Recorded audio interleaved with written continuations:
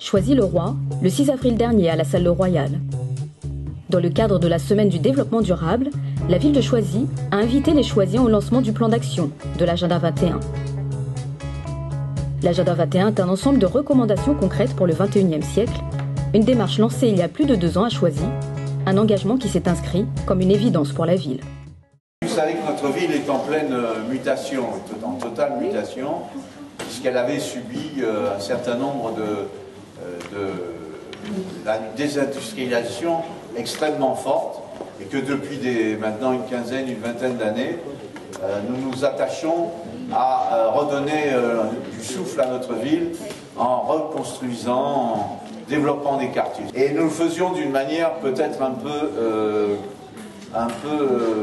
au fil du temps, sans avoir des lignes directrices sur la manière de travailler cette ville.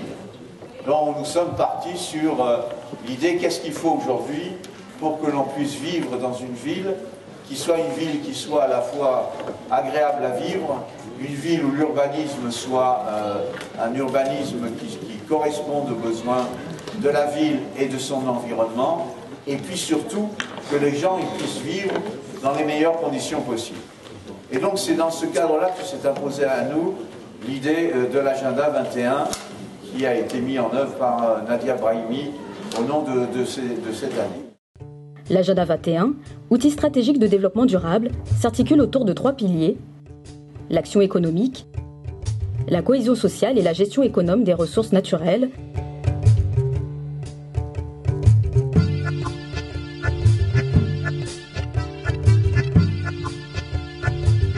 C'est aussi une démarche participative et partagée entre agents municipaux, partenaires et habitants.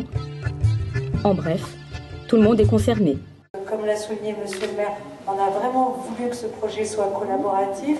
Pourquoi un agenda 21? Parce qu'on n'a pas voulu travailler uniquement sur la question environnementale, mais on a voulu avoir une démarche globale, cohérente, et qui implique aussi un travail en transversalité de l'ensemble des services et une participation des habitants qui proposent des actions à mettre en œuvre et qui s'approprient aussi le projet de Choisy-le-Roi, le devenir de Choisy-le-Roi.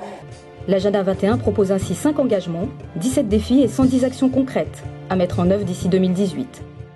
On a choisi cette démarche de développement durable qui est l'Agenda 21 parce qu'il combinait à la fois la dimension sociale, le bien-être social, c'est-à-dire satisfaire les besoins des habitants d'aujourd'hui, mais aussi les habitants de demain, les générations futures. Économiser les ressources également pour pouvoir satisfaire toutes les générations, satisfaire les besoins de toutes les générations. On a également une dimension économique, puisque pour avoir un bien-être social, il faut aussi avoir un métier, un emploi, il faut qu'il y ait des entreprises puissent s'installer. Et puis le développement durable est aussi une formidable opportunité pour créer de nouvelles filières d'éco-activité, de nouvelles filières de formation, donc de nouveaux emplois pour les Choisiens. Et puis vous avez évidemment cette dimension environnementale qui est importante, puisque nous sommes confrontés aujourd'hui à des enjeux environnementaux très graves. Et nous avons souhaité aussi y rajouter une autre dimension, qui est la dimension culturelle. Vous allez voir, quand vous découvrirez le plan d'action, vous verrez que nous n'avons pas oublié la culture, puisque c'est aussi une condition du bien vivre ensemble, c'est une condition du bien-être social. En plus du lancement du plan d'action, de nombreuses animations ont été ouvertes au public, comme un cinéma pédalant,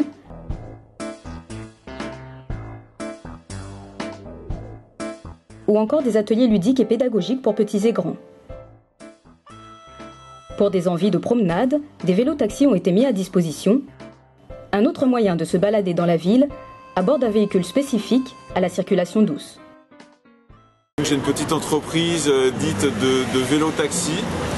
Voilà, on fait rarement du taxi, mais en fait c'est un peu le même principe. Et on fait pas mal de transports, soit des micro-courses, et sinon aussi beaucoup de transports touristiques. Donc voilà, on se met en général plutôt à Paris, aux abords des monuments. Et puis on attend que les touristes viennent vers nous, on va vers eux. Et puis voilà, on leur propose de faire une petite balade, la découverte de Paris. Et puis moi je loue aussi mes vélos à des jeunes.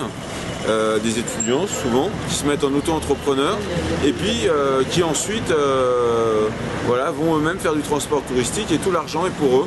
Moi je prends juste un petit peu pour la location. C'est vraiment un véhicule relativement écologique parce que alors, soit ils sont complètement à propulsion musculaire, à propulsion humaine, soit il y a une assistance électrique et donc dans tous les cas il faut pédaler et donc on n'utilise pas d'essence et on utilise même très peu d'énergie électrique dite nucléaire. Donc je dirais que c'est vraiment ce qu'il y a de quasiment de ce qu'il y a de plus écologique. Autre animation réussie, l'atelier de réparation vélo. Un concept original où les usagers réparent eux-mêmes leur bicyclette avec l'aide des membres de l'association Cyclofficine. Je fais partie de la cyclofficine d'Ivry-sur-Seine, qui est un atelier coopératif de réparation de vélos. Alors, coopératif, ça signifie que ce n'est pas nous qui réparons les vélos à la place des gens. C'est donc les personnes qui ont un souci avec leur vélo le réparent elles-mêmes, mais avec notre aide. Donc nous, on a les outils, les pièces détachées, les compétences, alors plus ou moins, on n'est pas tous au même niveau. Par exemple, je ne suis pas complètement autonome. Et donc, on les aide à réparer leur vélo et à devenir plus autonome avec leur vélo. Alors madame, qu'est-ce que vous êtes en train de faire là avec votre vélo ? Je suis en train de réparer mon vélo. On a changé la chaîne avec l'aide de la cyclofficine. Vous connaissiez cette association ? Oui, je la connaissais, j'ai déjà vu lors de leur dernier passage à Choisy. Donc je les connais, c'est pour ça que je suis revenue les voir. Voilà. Justement pour réparer. Pour réparer, voilà, et pour essayer d'apprendre comment faire pour les réparations. Je ne saurais pas tout refaire, mais enfin, des fois il y a des choses simples qu'on n'arrive pas à faire, donc c'est vrai que là, ça peut être pratique de faire soi-même. Voilà, de faire soi-même. Non, c'est ça l'avantage. Un véritable succès où les Choisiens étaient au rendez-vous pour échanger, s'informer et découvrir des initiatives autour d'un enjeu incontournable, celui du développement durable.